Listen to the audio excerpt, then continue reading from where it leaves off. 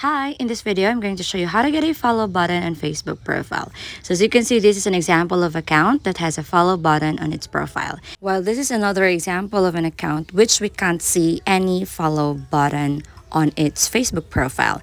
So let's follow some steps for us to get that follow button available on our profile. So first is to open your own Facebook account and tap the three horizontal lines on the bottom right of your phone and tap that setting or the gear icon on the upper right.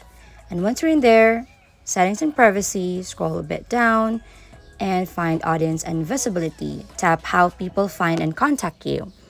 Then who can send you a friend request, open that and make sure that it is set to friends of your friends. Then once you click that, let's go back to our audience and visibility option and tap for the second one, which is followers and public content. So from there, this is the page where you can choose who can follow you, either only your friends or you can set it into public. But if you want to appear that public button or that follow button, make sure that you tap public so that anyone can follow you. So once you have done these following steps, all you have to do is to go back and refresh your Facebook account, and then it will be sooner available to your Facebook profile once the person will search your name.